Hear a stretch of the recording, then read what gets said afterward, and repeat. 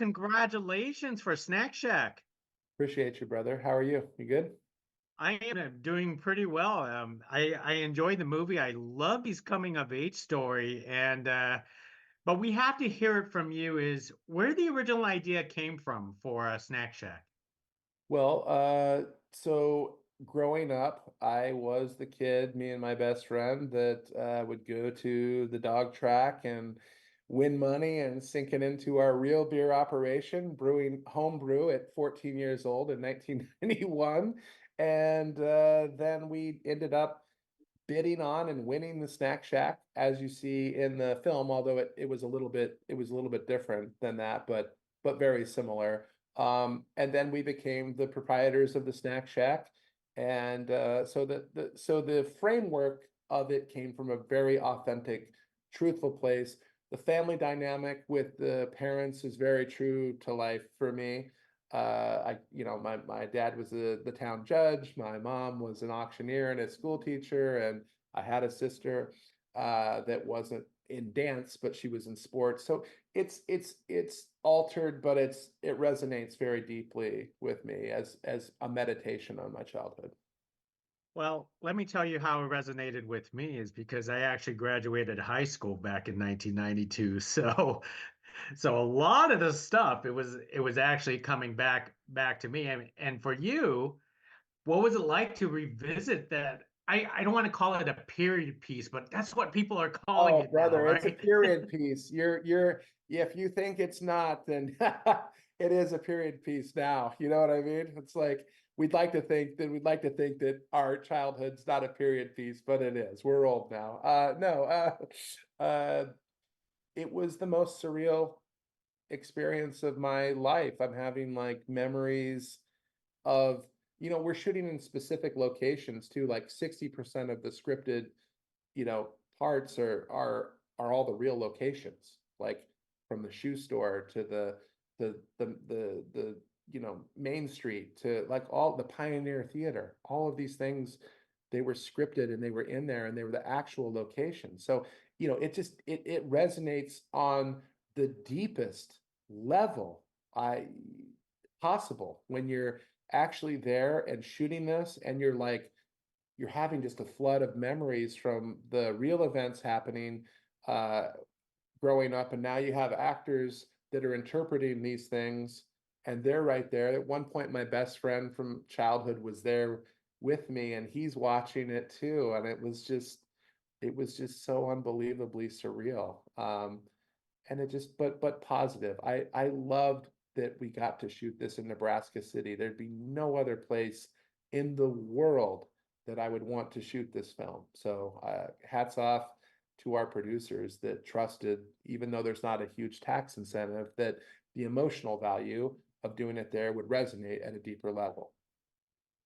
Has Nebraska City not changed that much since 1991? I mean, I still live in the same hometown that I went to junior high and high school, and this town has changed significantly.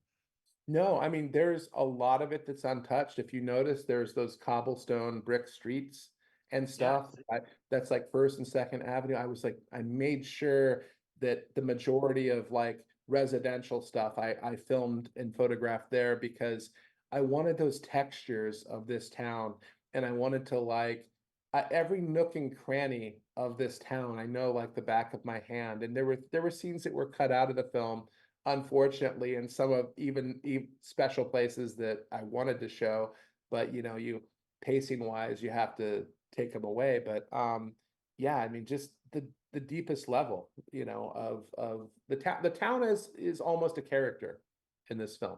The town is, I mean, it's not almost a character. The town is a character in this film. Oh, you asked Now, it how much it had changed. No, it hasn't. It hasn't changed all that much. We've had. I mean, in certain places, like off the highway, sure, but on the main street, it's very similar. And my production designer had photos that she did side by side, and it was. I mean, it was almost the same, truly. now, in recreating a lot of these memories for yourself, what how did you find the right actors, to essentially play your childhood in its own way? Uh, Connor just resonated at the deepest level with me from his audition tape. I could see it right away. For AJ, he was just like the embodiment of like, I know he's 20, he was 21 when we shot it, but he was still kind of gangly enough and felt awkward enough in that space, like a young teen. I don't know, I'm not trying to slam him. It's a beautiful thing. I would say it if he were here. And Gabe, his agents were kind of like pushing him for AJ. And when he read the script, he was just like, no, I have to play Moose. He like our first meeting, he was like, I know my agents are interested in AJ for me, but I love Moose. I would love to play Moose. And it just seemed like the right fit with him. And yeah, it's just yeah. So you always been an entrepreneur yourself ever since the Snack Shack? No, I think that I should use I wish I had a better business brain, to be honest with you. That was more of my friend. He was that force of nature, pushing the entrepreneurial spirit, the more of the Moose character. And I was more of the AJ character growing up, but not not quite like AJ. We were way more competitive and we were way more even in Snack Shack. You have to have a growth, in a film, you have to have a growth character and you need to see it through. In this case, in AJ's eyes are the eyes of the summer. So you need to have him grow over the course of the summer and see things like through his eyes. So for shits and giggles, how long did you do that Snack Shack for, and what actually happened? We ran it for 2 years. The first year was really, really good. And I think the second year was pretty shit. It was like a really hot year, which you think would be really great, but it's not. When it's too hot to swim, like people don't, they don't want, it was just like sunbaked and too sunbaked. So we had kind of a crummy year the second year, I remember. And so we opted to just do other jobs the next year. We kind of split and he went off and did one thing for work and I did another thing.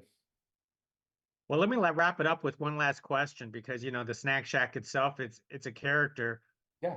What did you guys do with all the snacks after production ended? We gave them to all those mutant kids everywhere, just scarfed them down crazy, including three of my boys that are in the film. I have two of my kids are the hot dog kids that buy the fuck dog the first time. And the other one, yeah, these kids were eating candy. We just kind of gave it to them at the end, and I mean, it was just like a eat candy frenzy. So yeah, they were a lot of it just got chewed down by the extras in the film. Fun on set, fun making the film. So, Adam, we really appreciate you carrying this conversation with us Th- about Snack Shack. Thank you so much. I Thank appreciate it. Appreciate the time.